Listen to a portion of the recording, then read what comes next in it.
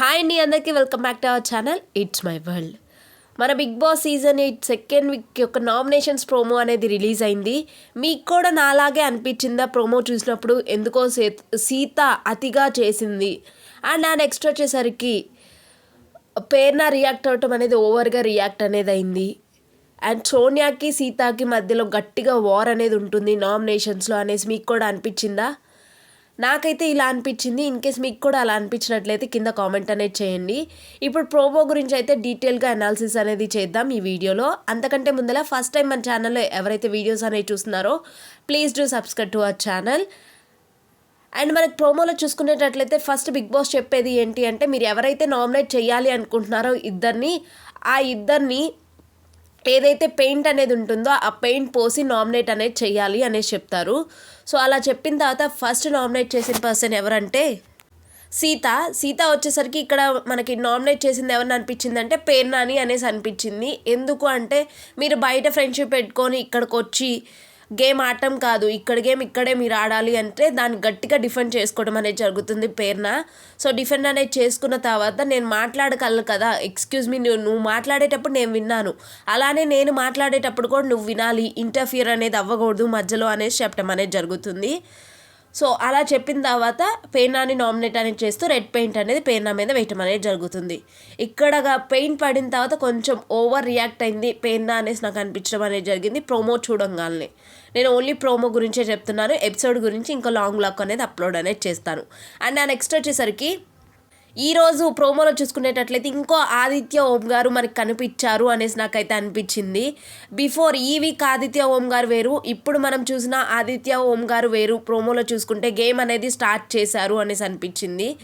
And ఆ next వచ్చేసరికి అభయ్ గారు నామినేట్ చేశారు. నామినేట్ చేసింది ఆదిత్య అండ్ విష్ణుప్రియ, వీళ్ళిద్దరిని నామినేట్ చేశారు అని అయితే నాకు అనిపించింది ప్రోమో చూసిన తర్వాత. అండ్ ఆ నెక్స్ట్ సోనియా వచ్చేసరికి ఇక్కడ నైనికాని నామినేట్ అనేది చేస్తుంది. ఫస్ట్ ఎందుకు నామినేట్ అనేది చేస్తుంది అంటే, లైక్ ఆ డస్ట్బిన్ మ్యాటర్ ఏదైతే ఉందో దాంట్లో నామినేట్ అనేది చేయటం అనేది జరుగుతుంది.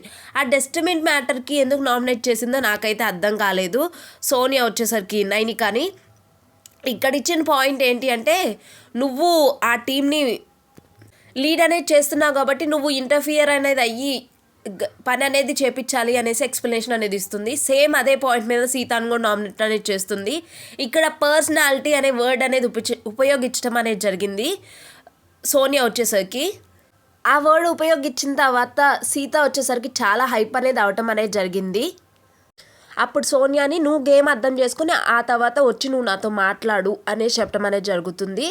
అండ్ యాక్సెప్ట్ చేసి రంగు వేయించుకోవడానికి వచ్చే మధ్యలో లైక్ బొక్కలో గేమ్ అనేసి అన్న తర్వాత ఎక్కువ మాట్లాడొద్దు అనేసి సోనియా అంటం అనేది జరుగుతుంది. ఆ అన్న తర్వాత ఇక్కడ ఒక ఫైట్ జరుగుతుంది సోనియాకి అండ్ నెక్స్ట్ వచ్చేసరికి సీతాకి అనిపించింది మనకి ప్రోమో చూసినప్పుడు. అండ్ ఆ నెక్స్ట్ వచ్చేసరికి ఈరోజు ప్రోమో చూసినప్పుడు ఎంతమందికి ఆదిత్య ఓం గారు ఒక డిఫరెంట్ స్టైల్లో కనపడ్డారు.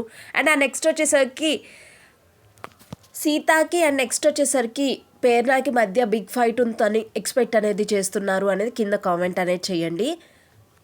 అండ్ నాకు ఈరోజు ఎపిసోడ్ చూసిన తర్వాత ఏమనిపించింది అంటే, యష్మికి ఒక స్పెషల్ పవర్ ఏదో ఒకటి ఇస్తారు అనేసి అయితే నాకు అనిపించింది. నాకైతే ప్రోమో చూడంగానే ఇలా అనిపించింది. ఇన్ కేస్ మీకు కూడా అలానే అనిపించినట్లయితే కింద కామెంట్ అనేది చేయండి.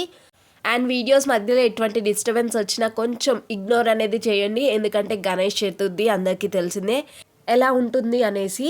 మరిన్ని బిగ్ బాస్ అప్డేట్స్ కోసం అండ్ రివ్యూస్ కోసం మన ఛానల్ని సబ్స్క్రైబ్ చేసుకోవడం మాత్రం మర్చిపోకండి. This is your Vedasri signing off for this video.